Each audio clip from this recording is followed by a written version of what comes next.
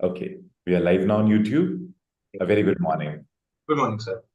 My name is Nishant and I'm going to be taking your speaking. What is your name? My name is Nitin Verma.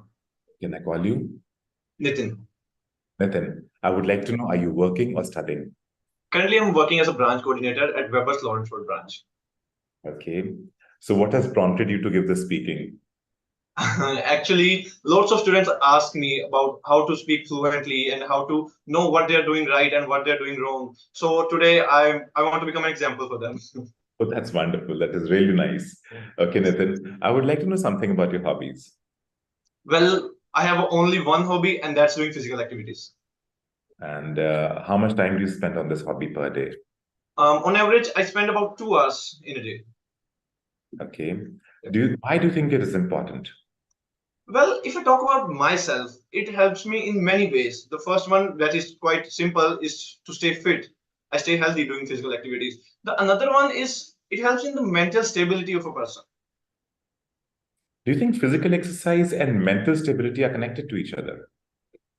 A lot. I think they are connected because I felt the difference. Before doing physical activities, I was doing some overthinking and a little bit of anxiety. But when the physical activity started, it gives calmness to a person. Okay, Nitin, let's talk about gifts now. What kind of gifts are popular in your country? Well, in my country, the popular gifts are wristwatches and I think some toys to children and perfumes. Given a chance to give a gift to somebody, what kind of a gift would you like to choose and why? I always try to give someone a pair of shoes because I like shoes, sport shoes, and other different categories, and I have a good keen knowledge about that, so I know what a person will like. Is the budget important in giving a gift? Yes, a person can buy shoes from a different range. Those starts from 200 to 300, and if it's a close relation, I can easily give it from 2,000 to 3,000 rupees. Okay, let's proceed to part two of the speaking. I'm going to give you a topic to speak on. If you wish to make some notes, I'll give you 67 seconds to make some notes. Always. And your topic is you have to describe an old person that you know well, and you have to answer these questions. I'll give you 60 seconds to think on this topic.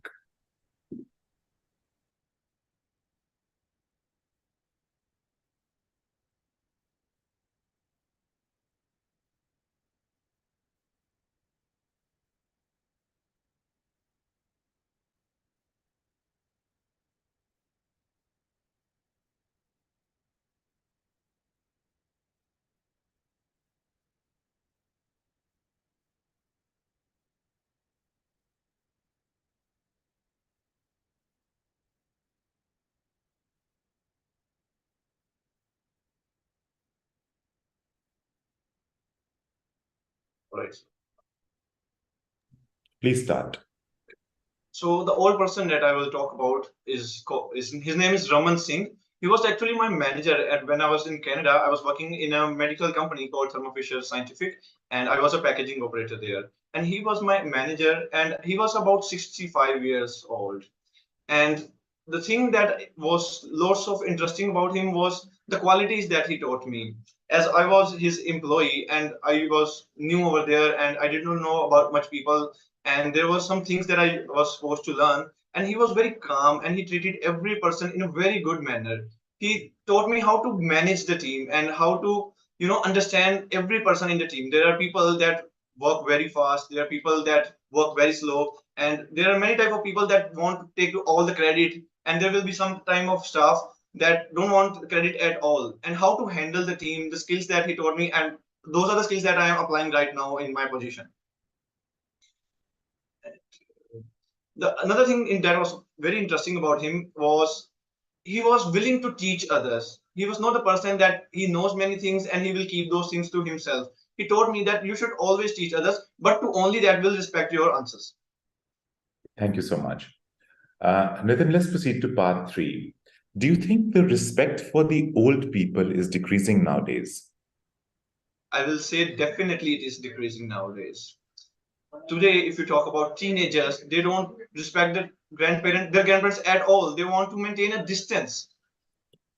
The Why? major reason, I think the major reason is the social media. The old age people cannot use social media, and the teenagers are always into it. So they feel the gap. The teenagers want to talk about the memes they see on Instagram, the videos that they just created, the Instagram reels, the TikTok, and the older generation does not have any knowledge about that. So that's the generational gap over there. That is what they keep making the difference. What can educational institutions do to regain the respect of the old people? Well, the first thing that comes in my mind is that they can introduce courses for the older generation, basic courses about the basic purpose of social media and how they can encourage the other generations. Like they can create their own ideas for Instagram, for LinkedIn, for Facebook. We cannot say that current generation can survive without social media or internet. The teenagers will not stop using it. It's the older generation that have to start. How can technology be used to bridge the gap between generations and regenerate respect between older people and younger people? Well, as I mentioned earlier, if the older generation start using technology, I believe that gap will decrease, because nowadays every teenager is on their mobile phone and they don't want to start conversation. And if the older generation can start doing texting, can send images. For example, a person is in his job and his grandfather is calling that the fridge is not working, and they start conversation about what happened to the fridge. If that grandperson can do the video call or take a picture of it, the issue will be solved right away. On the phone, that teenager or the younger person cannot understand the problem and he gets irritated. According to you, what is the generation gap? What do you mean by generation gap? Well, I believe the generational gap is what things people used to do and what are the things they are doing right now. That's the gap. So, do you think you also have a generation gap with somebody who's younger than you? Yes, I do. Well, but I think I used to do the same things that the teenagers do right now. And now I don't want to do those things. Why So is that that's the so? generation gap I already feel. Why is that so?